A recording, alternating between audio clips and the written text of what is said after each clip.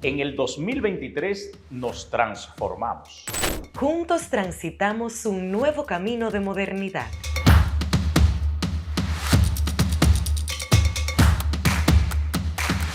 Reafirmamos el compromiso de seguir acercándonos.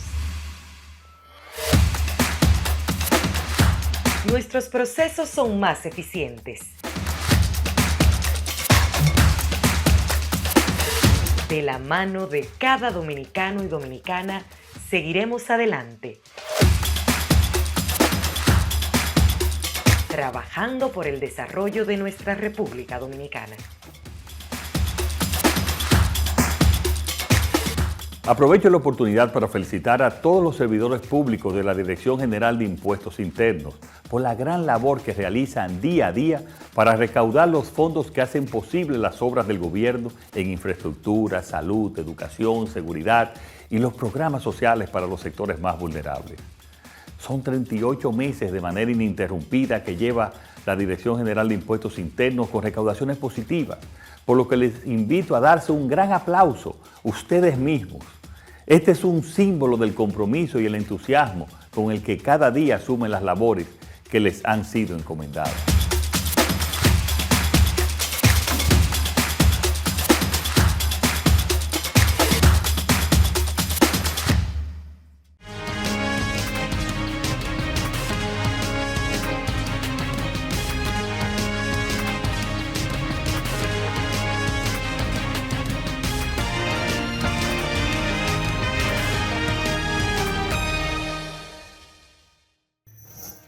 Saludos amigos televidentes, bienvenidos a una nueva entrega de su espacio DGI 360, el programa de orientación en materia tributaria más importante de América Latina, una producción de la Dirección General de Impuestos Internos. Agradecemos a todos los que nos sintonizan en República Dominicana como en gran parte del extranjero a través de nuestro canal de YouTube y nuestras diferentes plataformas de redes sociales. Febrero está a punto de culminar y con él la fecha límite para reportar tus facturas de gastos educativos y poder beneficiarte de la Ley 179-09. Hoy te enseñamos cómo hacer el reporte de las facturas y enviar tu declaración jurada. Para esto nos acompaña Elaine Jiménez, encargada del Departamento de Control de Operaciones, con quien estaremos además conversando sobre las cosas que deben tener en cuenta los contribuyentes para beneficiarse de la Ley de Gastos Educativos. Además, tendremos en nuestros estudios a Víctor Jiménez, encargado de la sección Análisis y Cumplimiento, con quien estaremos conversando sobre el régimen simplificado de tributación y los aspectos que debe considerar un contribuyente al momento de efectuar su declaración. Esperamos que disfruten de todo el contenido que hemos preparado para ustedes, así que no se muevan de su pantalla porque ya inicia DGI 360. Esta semana, en DGI 360, febrero está a punto de culminar y con él la fecha límite para reportar tus facturas de gastos educativos.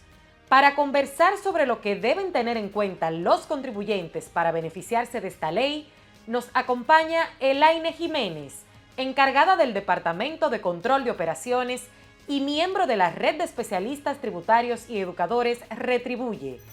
Además, tendremos en nuestros estudios a Víctor Jiménez, encargado de la sección Análisis y Cumplimiento, con quien estaremos conversando sobre el régimen simplificado de tributación RST, y los aspectos que debe considerar un contribuyente al momento de efectuar su declaración.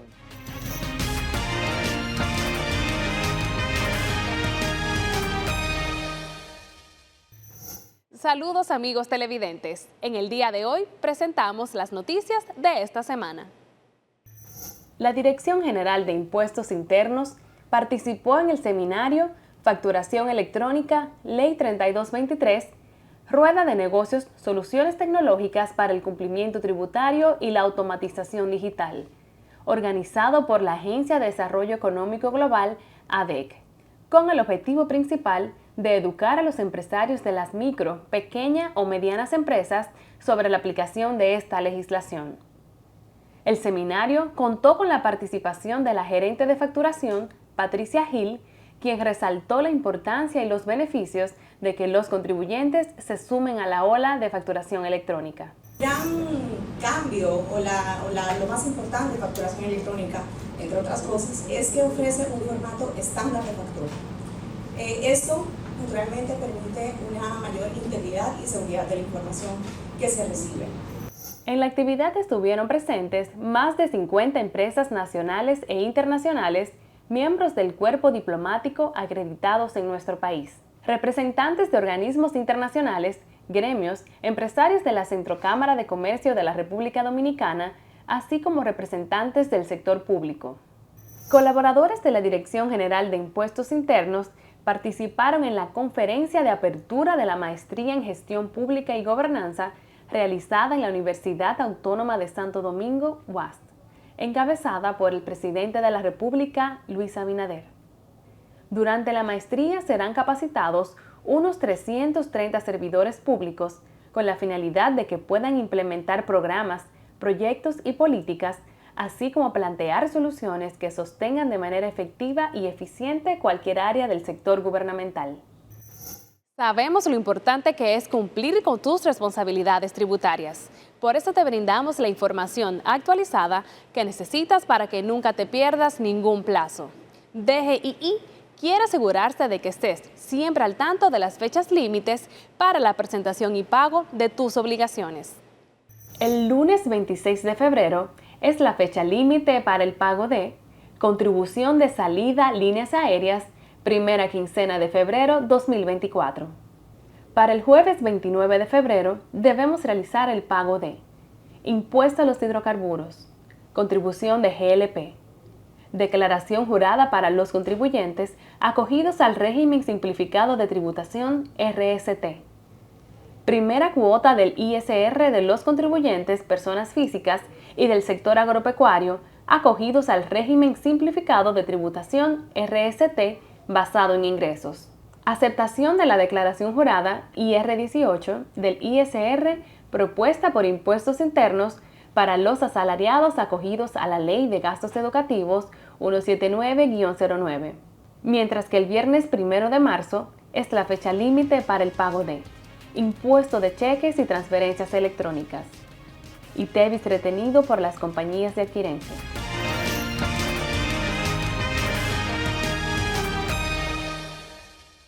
Se acerca la fecha límite para presentar la declaración jurada de los contribuyentes acogidos al régimen simplificado de tributación RST. El RST es un régimen simplificado para facilitar el cumplimiento de las obligaciones tributarias de los contribuyentes, ya sean personas jurídicas o personas físicas, que cumplan con los requisitos establecidos en el decreto 265-19. El 29 de febrero de 2024 es el último día para presentar la declaración jurada del RST en todas sus modalidades. Y para pagar la primera cuota del impuesto sobre la renta para los contribuyentes acogidos al RST de la modalidad ingresos personas físicas RS1 y contribuyentes del sector agropecuario RS4. Para conocer más detalles, visita nuestro portal web www.dgii.gov.do.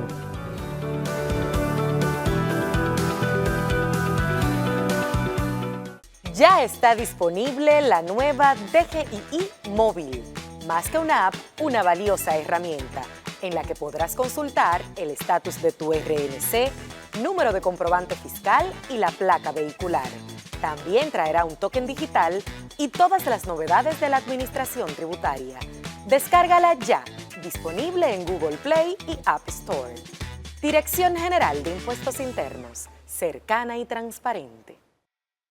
¿Eres asalariado y te retienen impuestos sobre la renta? Conoce los beneficios que te ofrece la Ley 179-09 sobre gastos educativos. Para ello, simplemente debes cumplir con los siguientes requisitos.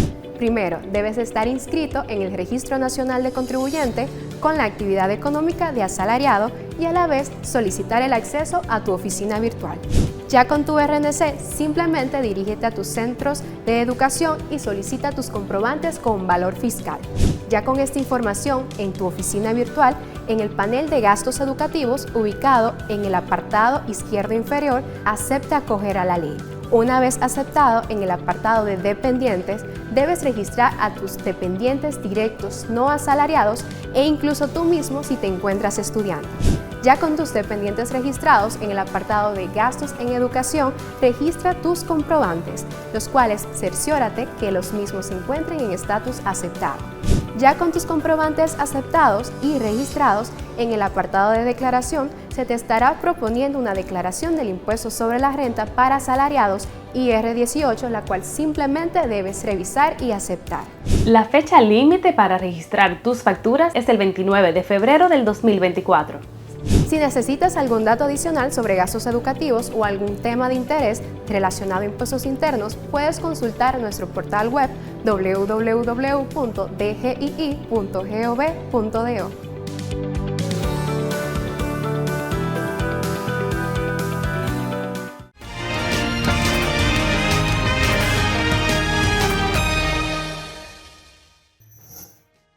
Continuamos con su programa DGII 360 y como habíamos mencionado al principio, estamos culminando el mes de febrero y con él el cierre del periodo hábil para reportar las facturas de tus gastos educativos y así poder beneficiarte de esta facilidad que nos ofrece la Administración Tributaria.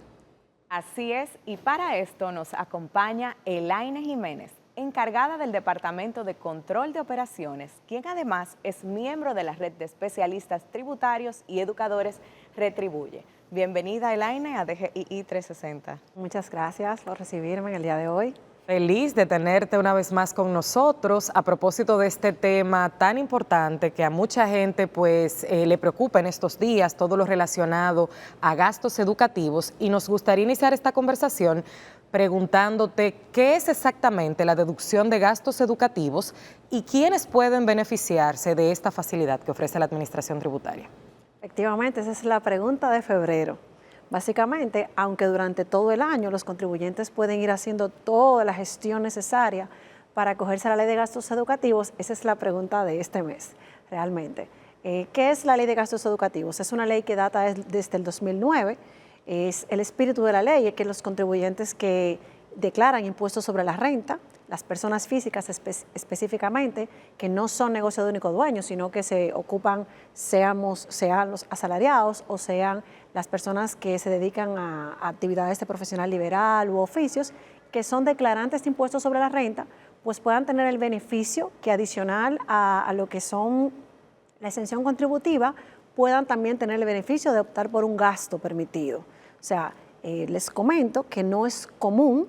Regularmente las personas como los asalariados y las personas físicas profesionales liberales no pueden acogerse a los gastos, sino que solo se acogen a lo que llamamos la exención contributiva, que es un monto anual, el cual ya está exento de impuestos sobre la renta, pero esta ley vino a dar ese beneficio de que ese gasto permitido yo lo puedo utilizar, valga la redundancia, como gasto a la hora de hacer mi declaración de impuestos sobre la renta. En este sentido, Elaine, ¿cuál es la fecha límite para el periodo fiscal 2023 de presentación de los gastos educativos? Efectivamente, a pesar de que estamos en este año, ¿verdad? Ya los gastos que estamos declarando son los correspondientes a la declaración jurada anual 2023. Llámese, todos los gastos que una persona física, profesional liberal o empleado o de oficio, como hablamos, pueda o necesite registrar como gasto deben de ser del 2023. O sea, los gastos en educación que hayan emitido de manera personal o de sus dependientes no asalariados. ¿De qué manera se hace este reporte? ¿A través de cuál vía? Fíjate, hay diferentes formas. Vamos a hablar de la más difícil o menos conocida, que es la del asalariado. Los asalariados debemos registrarnos en la oficina virtual. Primero, registrarnos como asalariados, o sea, tener una actividad económica de asalariado, que es bastante simple. Nosotros tenemos los instructivos en el portal web para poder saber cómo hacer esa inscripción. Cuando se registra como asalariado, entonces obtiene sus accesos para la oficina virtual, que va por la misma vía. En el portal web de la DGI está la opción de oficina virtual, me registro, obtengo mi clave y posteriormente entonces voy a tener el acceso al menú de oficina virtual del panel de gastos educativos. Ahí prácticamente eso es una guía que te va llevando. El panel de gasto educativo te va diciendo, registra el dependiente, registra el gasto, registra, haz la declaración. La declaración normalmente está lista el 1 de febrero para hacerla antes del último día laborable del mes de febrero. Creo que de los asalariados lo más importante es que entren al portal, que se inscriban y cuando hablamos de gasto, importante saber que es comprobantes fiscales. O sea, que debemos exigir los comprobantes fiscales con valor de crédito fiscal aun cuando seamos asalariados.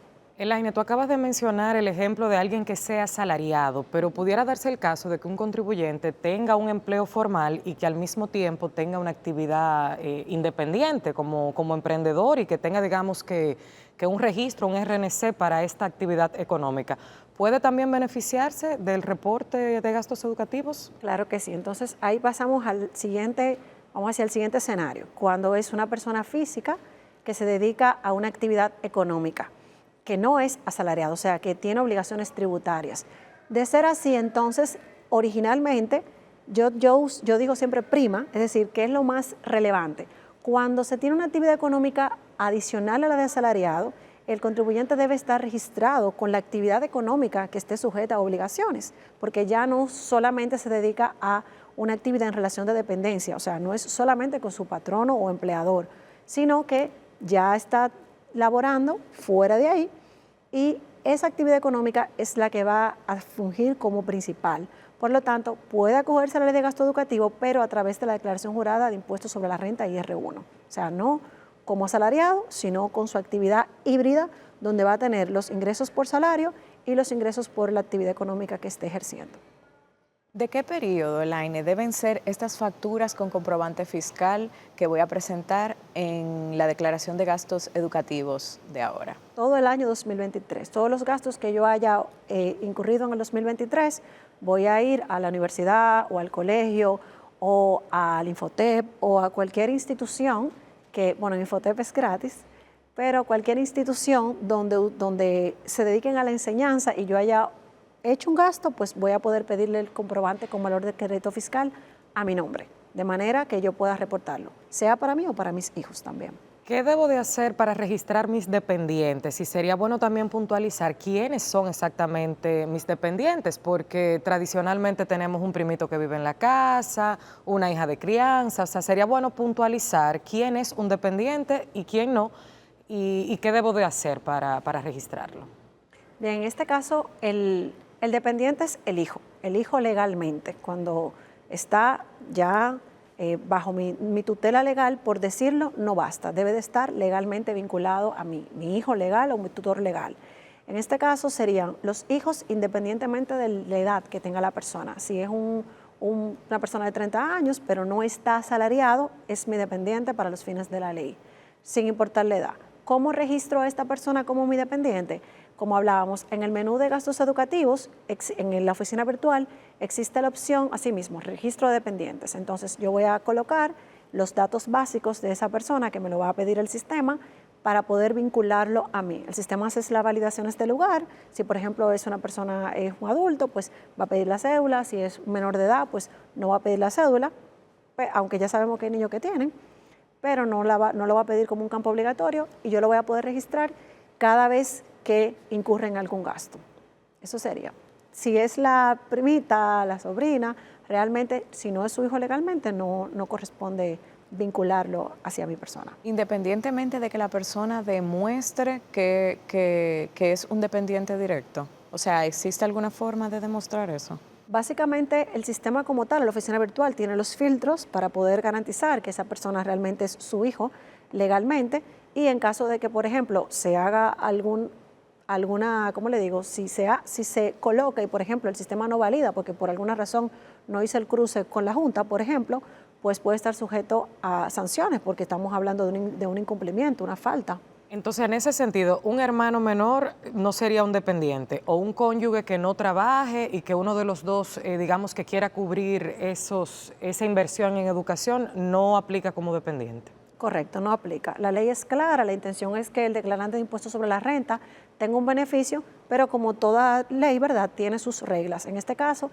está establecida una norma, la 0609, que establece todos esos detalles donde aclara quiénes son los dependientes y en este caso serían solamente los hijos dependientes no asalariados, no esposa, hermanos, ni ningún otro.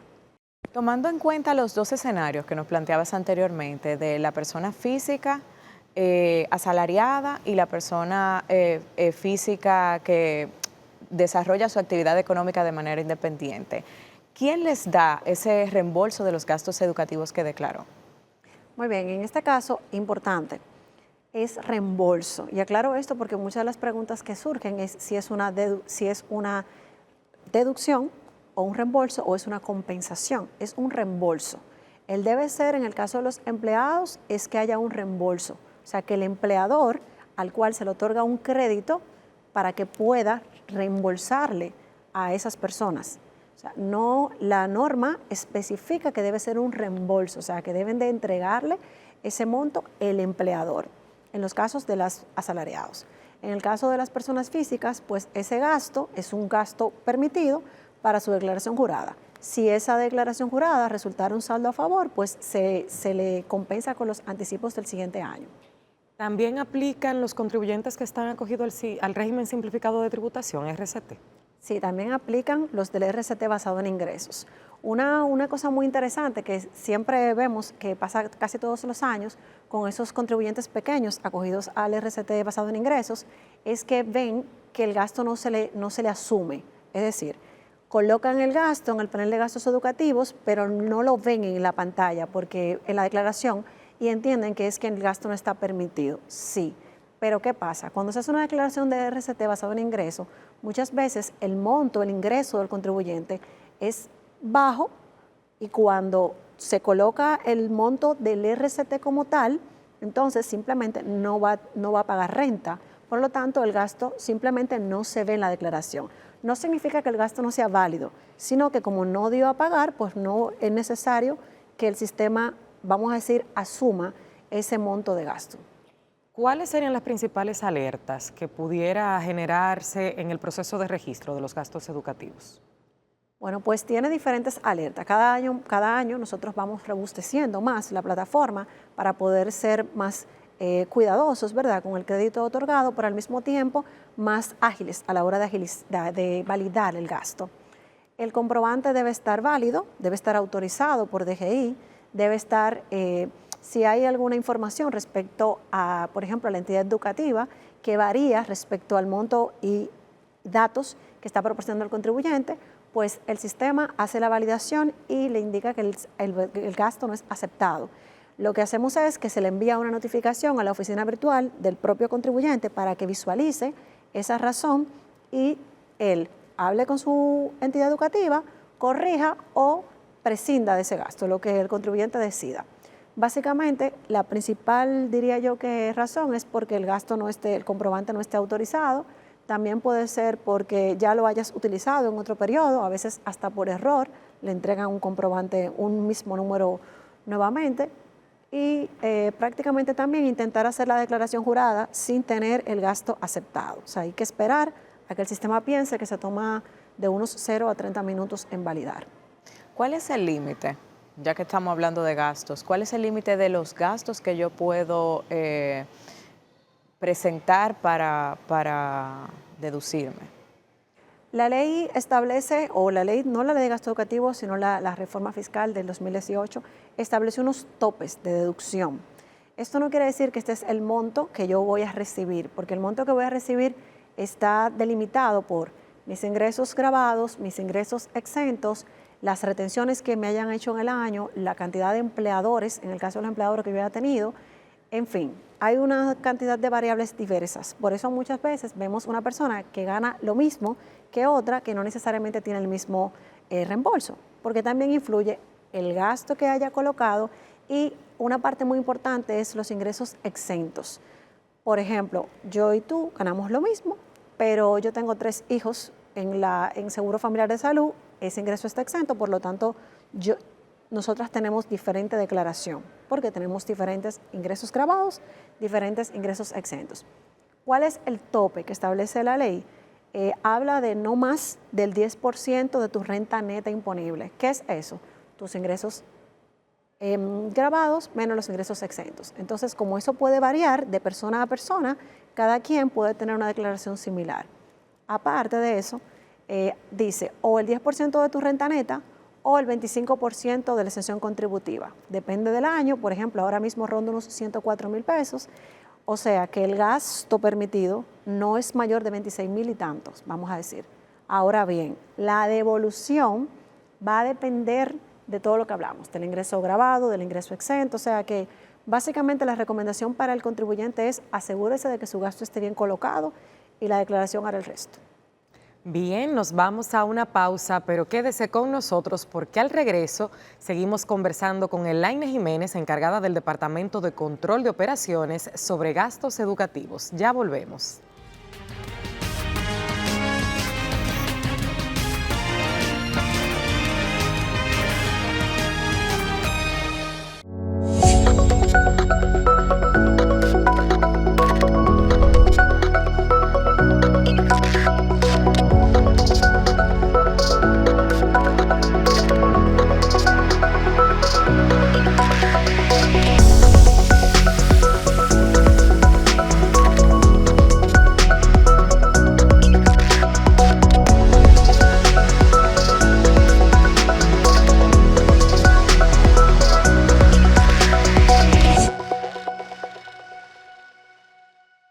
¿Sabes qué tipo de contribuyente eres?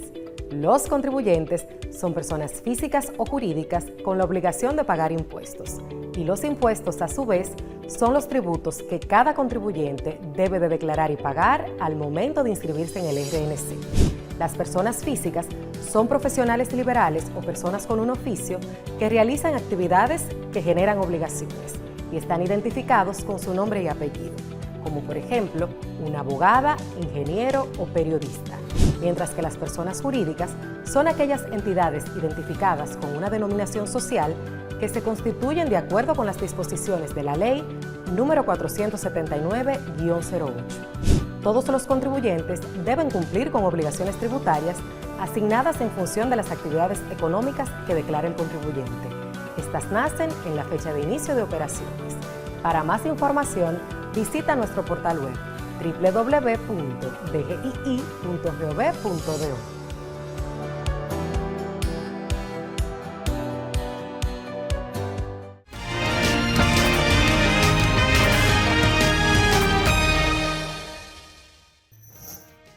Estamos de vuelta en su programa DGII 360, conversando con la encargada del Departamento de Control de Operaciones, Elaine Jiménez.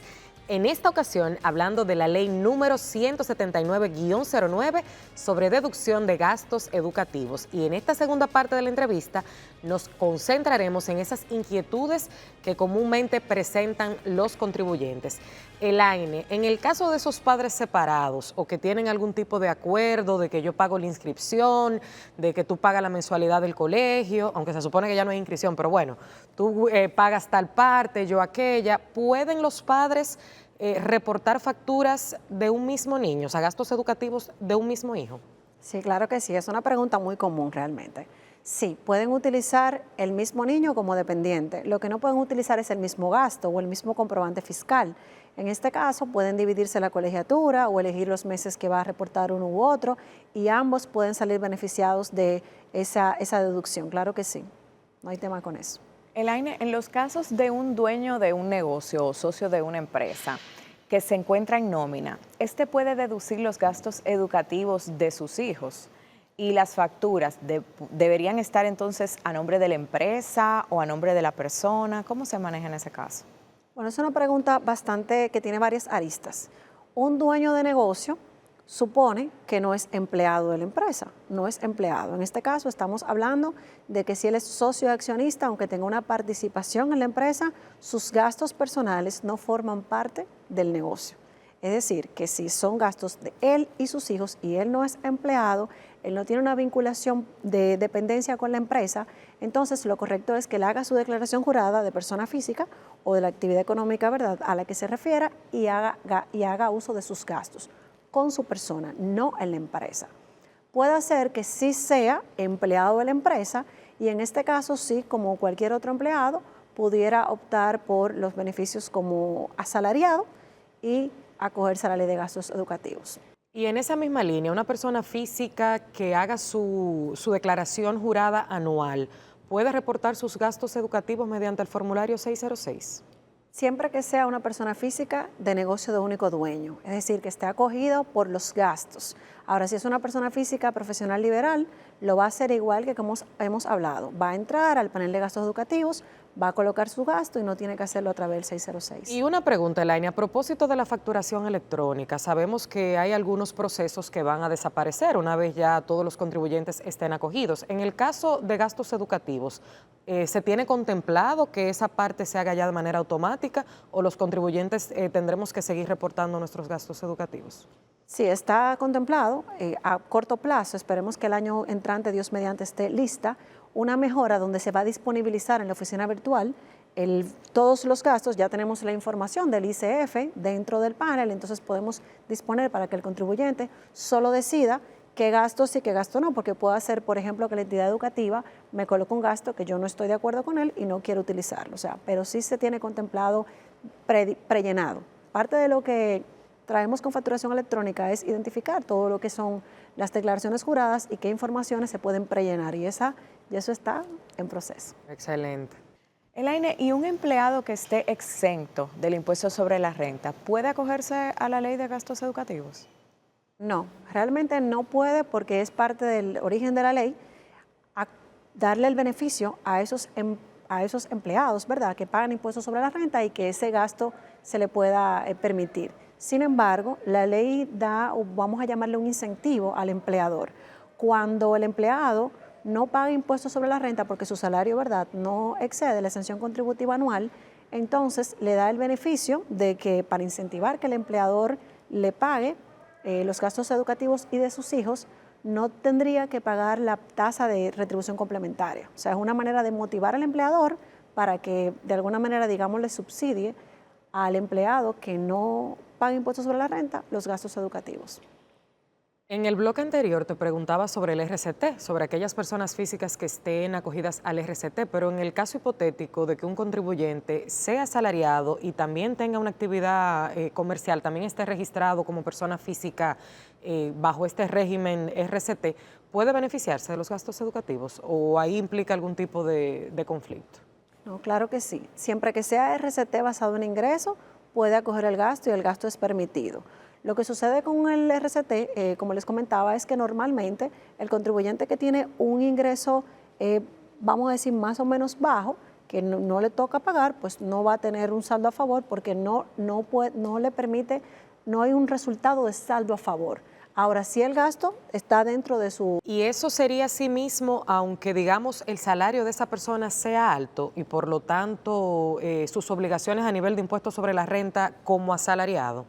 Sí, lo que sucede con la declaración del RCT es que es una declaración simple que busca beneficiar al contribuyente con una declaración bastante, digamos que amigable a la hora de pagar impuestos sobre la renta. Entonces, de por sí ya hay un beneficio cuando se acoge al registro simplificado de tributación, al régimen simplificado de tributación.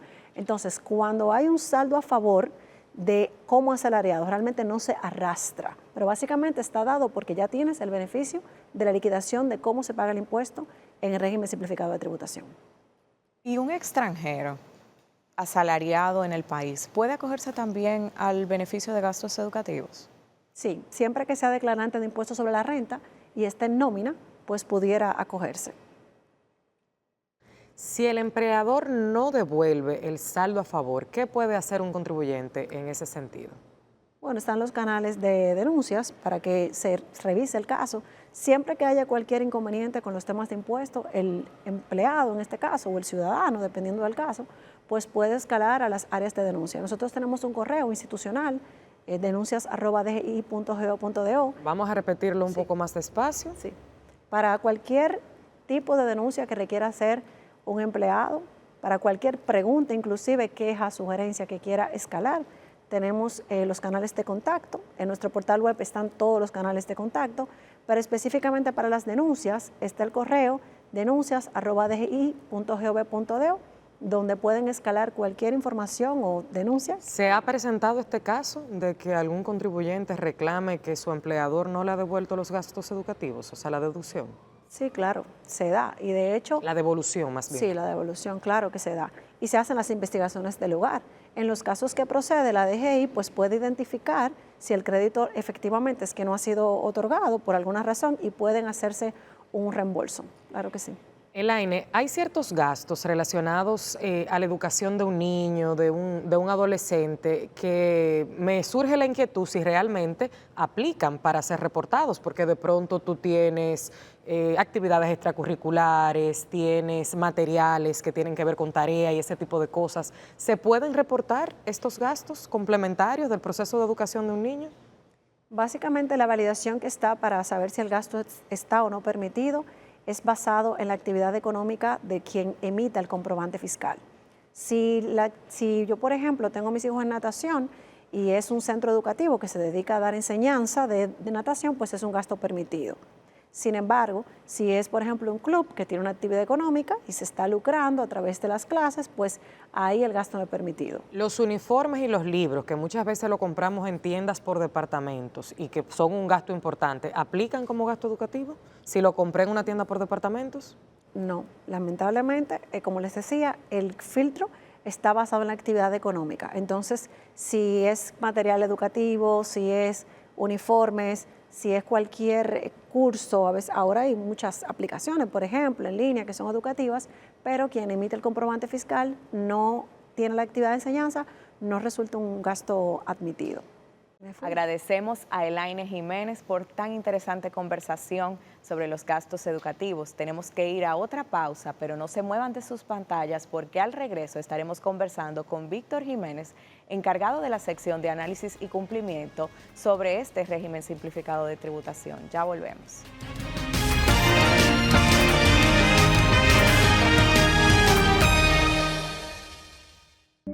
Hola, soy Jenny Esther Rosario, gerente de impuestos de CEMEX Dominicana. Los beneficios obtenidos en la implementación de factura electrónica, a saber, son el ahorro de costos, tanto de impresión, mensajería y almacenamiento físico, la eliminación del uso de papel, en nuestro caso estimamos un promedio de 173,000 hojas anuales, contribuyendo así a la sostenibilidad. También se elimina la preparación del formato 607 y 608, lo que se traduce en mayor eficiencia de nuestros colaboradores, disminución de las inconsistencias y rectificativas que se dan en cualquier quehacer tributario, así como también integridad en la información, ya que disminuye la posibilidad de errores en facturación y, por qué no decirlo, mejora el perfil de riesgo del contribuyente. Tuvimos el honor de formar parte del proyecto piloto de facturación electrónica como única empresa del sector en la primera etapa.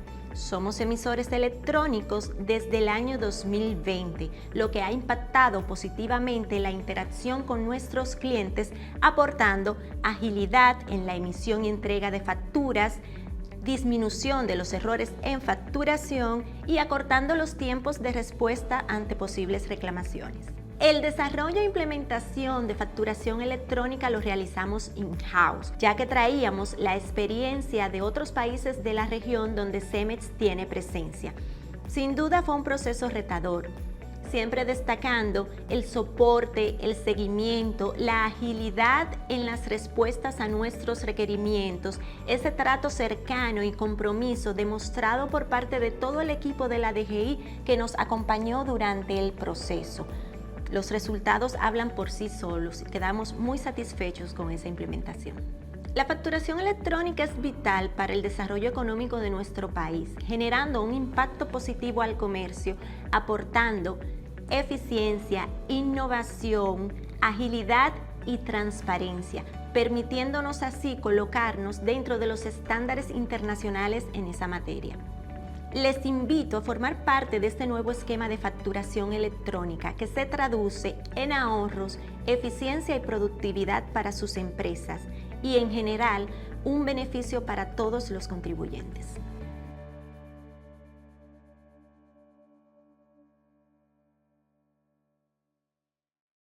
Se acerca la hora de pagar la primera cuota del impuesto al patrimonio inmobiliario IPI. ¿Sabes de qué se trata? El IPI es el impuesto anual que se aplica a la suma total del patrimonio inmobiliario gravado que tienen registrado las personas físicas y fideicomisos. Si tu patrimonio inmobiliario excede los 9.860.649, debes generar tu autorización de pago a través de nuestro portal web www.dgii.gov.do y así evitas pagar penalidades.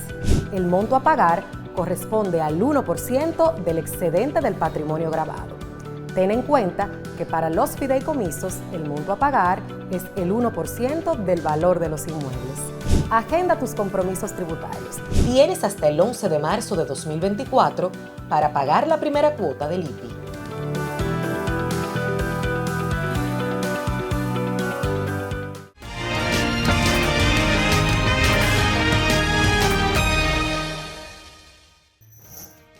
Estamos de regreso en DGII 360. En esta parte del programa vamos a conversar sobre el régimen simplificado de tributación a propósito de que el jueves 29 es la fecha límite para la presentación de la declaración jurada para los contribuyentes acogidos a este régimen.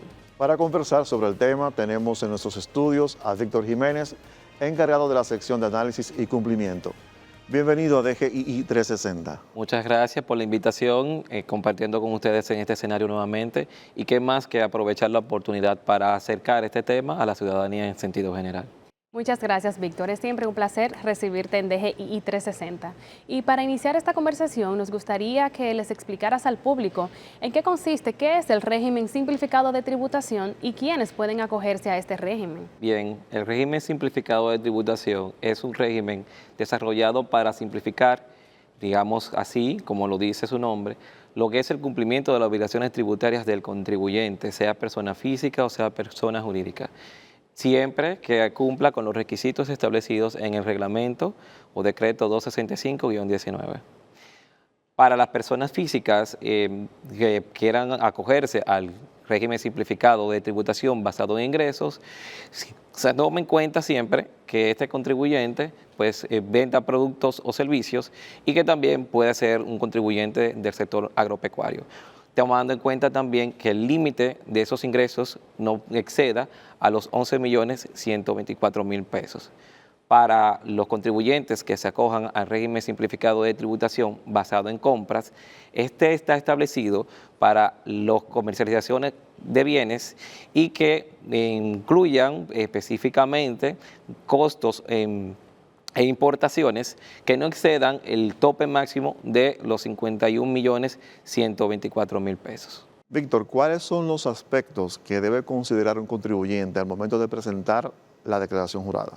Bien, al momento de presentar la declaración jurada de lo que es el régimen simplificado de tributación, el contribuyente debe estar en cumplimiento del decreto 265-19 y la norma 04-2022 que establece el ingreso, permanencia y exclusión del régimen simplificado de tributación. Adicional a esto, también establece lo que es la declaración jurada. Datos que hay que tomar en cuenta al momento de hacer la declaración y que son partes muy importantes, específicamente tener lo que es la carta de retenciones de ITEVIS en el caso de las actividades económicas que estén grabadas con este impuesto, porque eventualmente eso constituye parte fundamental de esta declaración, al igual que el tipo de ingreso para las personas físicas. Por ejemplo, en el sector agropecuario, si adquiere, digamos, ingresos por el alquiler de lo que es una valla, entonces esto hay que colocarlo en ingresos por servicios de publicidad. También tener en cuenta que específicamente los montos topes, cuando un contribuyente excede esos topes que están establecidos por ley, entonces se excluye de la declaración. Por eso hay que tener en cuenta esos topes que están establecidos en el decreto 265-19. Esta declaración jurada de impuestos sobre la renta, ¿en qué fecha debe estar disponible la propuesta para los contribuyentes acogidos al régimen? Para los contribuyentes acogidos al régimen simplificado de tributación en ambas modalidades, me refiero al de ingresos y el de compras, esta declaración está disponible para ellos a partir del 1 de febrero de cada año. Para aquellos contribuyentes que se han acogido al RST o régimen simplificado de tributación en enero 2024, ¿les corresponde a ellos declarar el año 2023? Una muy buena pregunta que siempre nos establecen es esa. Y en efecto, a ese contribuyente le corresponde hacer su declaración bajo el régimen ordinario. Algún dato que hay que tener muy pendiente para que un contribuyente sea acogido al régimen simplificado de tributación es que su solicitud debe ser realizada 60 días antes de la fecha límite de la declaración, es decir, 60 días antes del último día laborable del mes de febrero, para que entonces pueda eventualmente hacer acogida a esa solicitud y él pueda hacer su declaración bajo ese régimen. En este caso particular, como la pregunta va enfocada específicamente a si lo hace a principios de año, en enero, por ejemplo, o vamos a decir en el intermedio de enero, pues entonces él aplicaría, ese contribuyente aplicaría esa declaración jurada, pero al año siguiente de haberse acogido la solicitud. Y una vez que el contribuyente solicita la acogencia al RCT, ¿cuándo dura la respuesta y cuándo queda oficialmente incorporado a este régimen? La respuesta por DGI tarda 15 días laborables. Es decir, que cuando se cumpla este plazo, el contribuyente va a recibir una notificación, ya sea por la oficina virtual o físico, en el caso de que no tenga oficina virtual, pero va a recibir una respuesta por la Dirección General de Impuestos Internos, donde se le da el visto bueno y la aceptación a acogerse a este régimen simplificado. Víctor, en el caso de algún contribuyente acogido al régimen de RST, presenta algún inconveniente al momento de realizar su declaración, ¿por cuáles vías puede contactar para alguna asistencia específica sobre este tema? Bien, para fines de asistencia, los contribuyentes disponen de los canales virtuales, ya sea a través de la oficina virtual, los correos institucionales y en un caso muy determinado también vía telefónica o en las administraciones locales. Siempre el contribuyente pues tendrá las puertas abiertas para recibir toda la información necesaria y que él pueda hacer su declaración sin ningún tipo de inconvenientes. En el caso de que un contribuyente tenga un saldo a favor, ¿cómo lo puede aprovechar o qué debe hacer para aprovecharlo en la declaración jurada de 2023? Muy buena pregunta también que nos hacen y es lo siguiente, la respuesta. Dependiendo del tipo de impuesto en el que el contribuyente tenga ese saldo a favor y también que sea un periodo, digamos, no prescrito, pues el contribuyente tiene la potestad de solicitar a través del formulario de solicitud de compensación que ese saldo a favor que queda sea compensado o reconocido para, digamos, la declaración jurada de RCT o, por así decirlo, régimen simplificado de tributación en la que se encuentre. Entonces, con este formulario lo descarga, lo completa, lo deposita en la administración local, más los requisitos que él lleva, y entonces esa solicitud es acogida para el periodo en el que esté ejerciendo, vamos a decirlo así, el ejercicio fiscal de esa declaración. Para los contribuyentes acogidos a la modalidad de compra RS3, ¿a quiénes se les habilita la declaración propuesta? ¿Qué deben hacer si no están de acuerdo con la información reflejada en el sistema? Cuando el contribuyente no está de acuerdo con una declaración propuesta, que en este caso es la declaración del RCT, él puede rechazar la solicitud a través de la oficina virtual. Pero ojo con esto, porque eventualmente si la rechaza, se le da una notificación de que está pasible de que se le haga una determinación bajo el régimen ordinario. Asumiendo que un contribuyente presentó su declaración jurada en la fecha establecida o plazo establecido, ¿cuáles serían esas fechas que tiene el contribuyente para realizar el pago de los impuestos? Bien, para los contribuyentes que están acogidos al régimen simplificado de tributación basado en ingresos, ya sea persona física o persona jurídica, tienen dos fechas. La primera fecha es el último día laborable del mes de febrero, es decir, conjunto con la declaración. Y la segunda fecha sería el último día laborable del mes de agosto del año en el año en que se haya hecho la declaración. Para los contribuyentes acogidos al régimen simplificado de tributación basado en compras, estas fechas se distribuyen en 4. La primera es el último día laborable del mes de marzo, la segunda sería el último día laborable del mes de junio, la tercera sería el último día laborable del mes de septiembre y la última sería el último día laborable del mes de diciembre del año de la declaración. ¿Es posible generar acuerdos de pago para el pago de estas cuotas dentro del RST? De por sí, los contribuyentes se le aprovecha precisamente en la declaración con un acuerdo de pago. Sin embargo, existe la posibilidad de hacer otro acuerdo de pago como si fuera un régimen ordinario. Para aquellos contribuyentes interesados en acogerse a este régimen simplificado de tributación, ¿qué debe de hacer o cuáles son las vías por las cuales se pueden acoger o solicitar la acogencia a dicho régimen? Las vías disponibles que tenemos a la ciudadanía en general y a los contribuyentes, por así decirlo de un modo más global, es a través de la oficina virtual, es la que entendemos más rápida, más factible para los contribuyentes, porque le evita tener que hacer un desplazamiento. Sin embargo, esto no es limitativo, puesto que a través de los formularios que tenemos disponibles de manera física, los contribuyentes pueden acercarse a la administración local o ir al centro de asistencia al contribuyente en la sede central, por así decirlo, para entonces depositarlo y recibir su respuesta. Hemos conversado hace unos minutos de que existen montos límites para los contribuyentes acogerse a la modalidad de ingresos y de compras. ¿Cuál es ese monto para el periodo fiscal 2024? Para el periodo fiscal 2024 se establece de la siguiente manera: régimen simplificado de tributación basado en compras en un monto tope de 51.154.000 pesos. Y para el régimen simplificado de tributación basado en ingresos llega a un monto tope de 11.124.000 pesos. Muy bien, ¿alguna recomendación final sobre este tema a nuestros contribuyentes? Nuestra recomendación es que esta herramienta,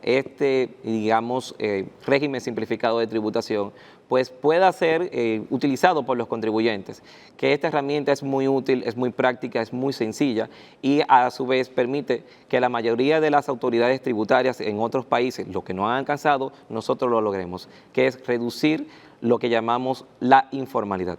Invitamos a los contribuyentes que esta herramienta, este régimen simplificado, pues pueda ser de utilidad para todos ellos y los exhortamos y les exhortamos a que la informalidad, pues en este caso como tal, desaparezca o disminuya su relación en la República Dominicana.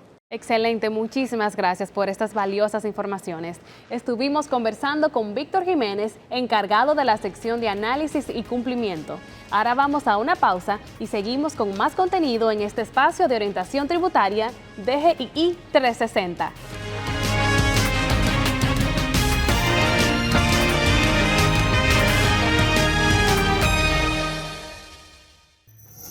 Bienvenidos a su segmento de preguntas tributarias, donde responderemos sus inquietudes expuestas a través de nuestras redes sociales. Para iniciar, tenemos la siguiente pregunta realizada por los usuarios. ¿Las facturas para reportar los gastos educativos tienen que ser solo del centro educativo o incluye la de los útiles escolares que se compran en otros lugares fuera del centro educativo?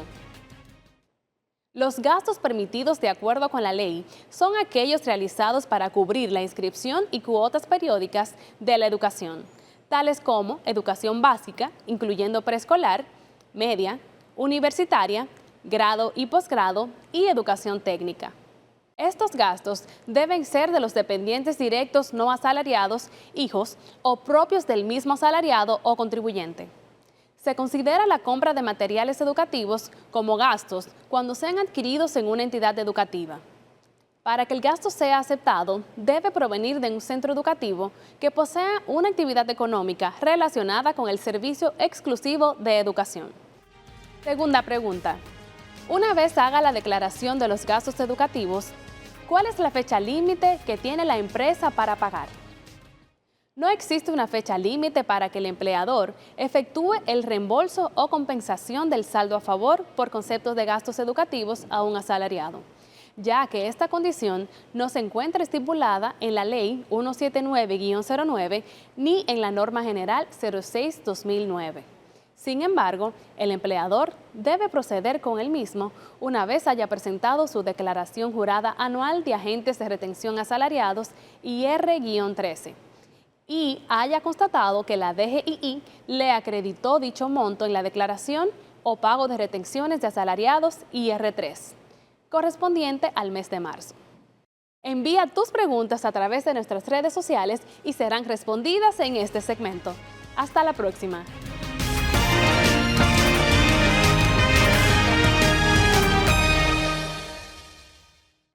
Saludos, bienvenidos a las consultas técnicas, una herramienta de la Dirección General de Impuestos Internos donde respondemos todas tus dudas tributarias.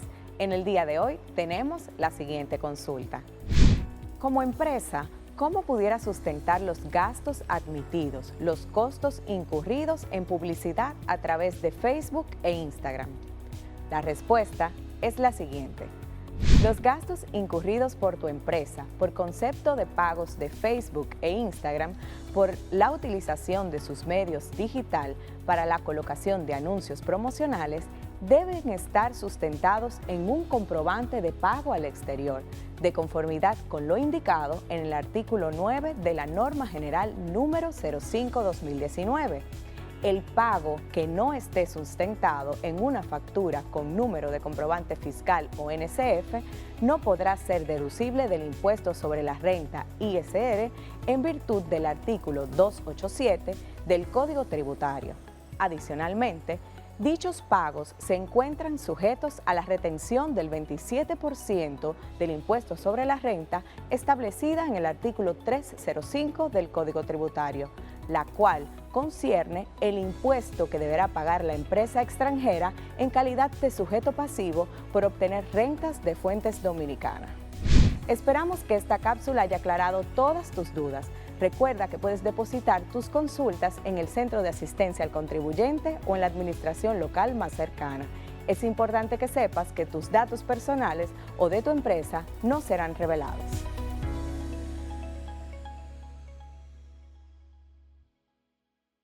¿Conoces las vías por las cuales puedes realizar el pago de tus impuestos? En línea por Internet, pagos por ventanilla en bancos autorizados, administraciones locales y colecturías de impuestos internos. Cuando el monto supere los 15,000 pesos y los pagos se realicen en las administraciones locales, debe hacerse con cheques certificados o en administración a nombre del colector de impuestos internos. Para más información sobre este y otros temas tributarios, visita nuestro portal web www.dgii.gov.do.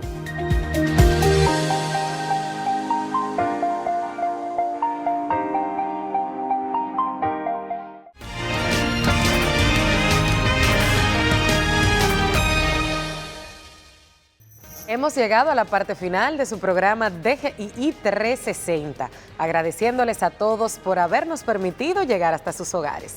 Será hasta una próxima entrega de más contenido de valor en orientación tributaria.